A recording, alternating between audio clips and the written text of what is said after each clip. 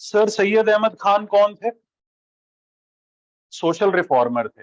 जिस तरह तुम्हारे यहाँ राजा राम मोहन रॉय थे, मुसलमानों के यहाँ या Islamic social reformer Raja Ram Mohan Roy wanted to reform the Hindu society, sir Syed Ahmad Khan wanted to reform the Muslim society, Islamic society. Why? Because he knew the limitations of Islamic culture. Islamic culture was stagnant.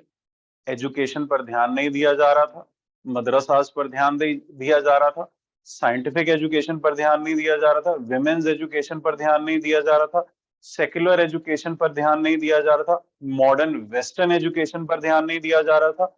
इसीलिए वो Muslims और social evils बहुत थे, पर्दा, ये सब, उन निकाह लाला, ट्रिपल, ये उस टाइम भी थे।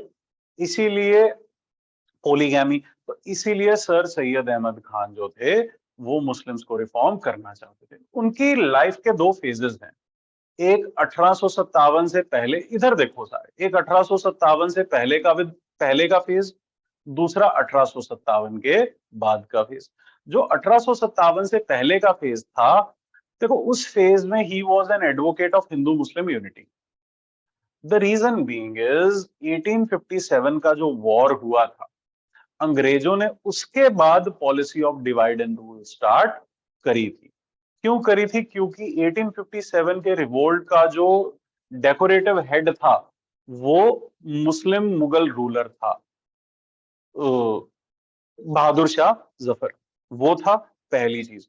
दूसरा जो परेशान उसको करा था दिल्ली के रिवोल्ट में, जनरल भक्त खान, मतलब इन लोगों, मौलवी अहमदुल्ला फैजाबाद, तो इन लोगों ने हिंदुओं के साथ मिलकर अंग्रेजों को जो है परेशान किया। तो मुस्लिम रेनासा या मुस्लिम रिवोल्ट माना गया था अंग्रेजी स्कॉलर्स की तरफ से कि मोहम्मडन्स ने या मुगल डायनास्टी ने या मुस्लिम्स ने हमारे खिलाफ रिवोल्ट किया है। इसीलिए नेचुरली अंग्रेज ब्यूरोक्रेट्स जो थे और अंग्रेजी सल्तनत जो थी, क्वीन जो थी, वो अंग्रेजों के खिलाफ हो गई थी 1857 के बाद। और क्योंकि वो अंग्रेजों के खिलाफ हो गई थी, इसलिए मुसलमानों के खिलाफ हो गई थी, तो अंग्रेज मुसलमानों को कोई जॉब्स नहीं दे रहे थे, उनको अपॉर्चुनिटीज नहीं दे रहे थे, उनको आर्मी में भर्तियां नहीं मिल रही थी, उनको एजुकेशन, उनको ये उनकी सोसाइटी और ज्यादा डिक्लाइन में चली गई थी। अब सर सैयद अहमद खान ने इसका क्या इंटरप्रिटेशन निकाला? यही निकाला कि हमें ब्रिटिश सरकार को अवेयर करना है कि Muslims were not the sole factor in the revolt of 1857। Hindu Muslims ने बराबर लड़ाई करी थी एंड मुस्लिम्स को कोई अलग से तुम्हारे खिलाफ वो नहीं थी। इनफैक्ट इन्होंने ये भी दर्शाया कि मुसलमान तो लॉयल भी रहे हैं तुम्हें वॉर में।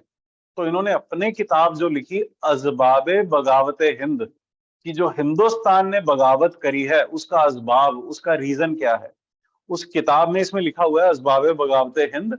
उस किताब में इन्होंने अंग्रेजों को ये बताना चाहा कि भैया जो हिंदुस्तान ने तुम्हारे खिलाफ रिवोल्ट करा है उसका कारण मुसलमान नहीं है, तुम्हारी खुद की नीतियां हैं, तुम्हारी गलत पॉलिसीज हैं, इसी कारण हिंदुस्तान की आवाम ने तुम्हारे खिलाफ रिवोल्ट किया है। तो पहले तो इनका सिर्फ एक ही पर्पस था कि मुस्लिम सोसाइटी को रिफॉर्म करना इंटरनली। अब इनका एक ड्यूअल पर्पस हो गया था, उनको हिंदुओं के साथ कंपीट करवाना भी इन्होंने शुरू कर दिया था। Because Hindus were getting jobs, they were forward, तो हिंदूज को बेटर अपॉर्चुनिटीज मिले, मुस्लिम्स को हिंदूज से बराबर अपॉर्चुनिटीज मिले, बेटर मिले, इसीलिए he started changing into a communal reformer, communal person बनने शुरू हो गए। इनफैक्ट टू नेशन थ्योरी का ओरिजिन भी की तो जिन्ना ने दी वो, और रहमान उल हक ने जो रहमत, हाँ पाकिस्तानी जो एक स्कॉलर था, रहमत अली था, क्या नाम था मुझे याद नहीं, रहमत तो पक्का था, तो उसने और पोएट इकबाल ने ये सब थ्योरीज दी थी, जिन्ना ने इनको अडहेयर किया था। लेकिन इनका ओरिजिन कहां पर हुआ था? सर सैयद अहमद खान के व्यूज में, ठीक है ना। तो उसके बाद फिर हिंदी उर्दू कंट्रोवर्सी भी हुई। यूनाइटेड प्रोविंसेस में एक कंट्रोवर्सी ये हो गई कि हमने हिंदी, उस टाइम जो ऑफिशियल लैंग्वेज थी पर्शियन स्क्रिप्ट में, Urdu language was the official language of the United provinces. अब जब बीज बोए गए नफरत के, तो उनको उनकी भाषा भी बुरी लगने लगी। तो उन्होंने कहा कि नहीं भाई, अब उर्दू ऑफिशियल से काम नहीं चलेगा, हमें हिंदी से काम चलेगा, क्योंकि हिंदूज वर इन मेजॉरिटी। यूपी यूपी को उस टाइम यूनाइटेड प्रोविंस बोला करते थे। ठीक है, तो ये सारी बातें थी। तो इसलिए 57 से पहले बोला करते थे कि Hindustan is a beautiful bride with its two eyes as Hindus and Muslims. लेकिन बाद में इन्होंने बोल दिया कि भाई हिंदूज और मुस्लिम्स डिफरेंट कल्चर्स हैं, और वो उनके डिफरेंट इंटेलेक्चुअल्स हैं, डिफरेंट उनके ट्रेडिशंस हैं, नॉर्म्स हैं, डिफरेंट आउटलुक है, इसीलिए वो लोग आपस में इकट्ठे नहीं रह सकते। It is better for them to separate, to mend their ways. वो अपना काम देखें और वो अपना काम देखें। फिर 1885 में कांग्रेस बन गई थी। 90s में 1890 समथिंग में, हाँ 1898 में इनकी डेथ हुई, 1885 में कांग्रेस बन गई थी। तो 85 से लेकर 98 तक जो 10 साल इनकी उम्र के आखिरी थे, 13 साल, उन 13 सालों में इन्होंने क्या किया होगा? कांग्रेस को अपोज किया होगा। कांग्रेस को एक मुस्लिम ऑर्गेनाइजेशन रेट कर दिया। हालांकि कांग्रेस में बहुत मुसलमान थे, लेकिन फिर भी इन्होंने कांग्रेस को एक हिंदू ऑर्गेनाइजेशन प्रोजेक्ट करने की कोशिश करी। और इस चीज का फायदा किसने उठाया?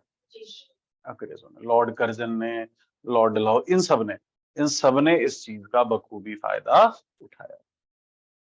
तो यही है सर सैयद अहमद खान की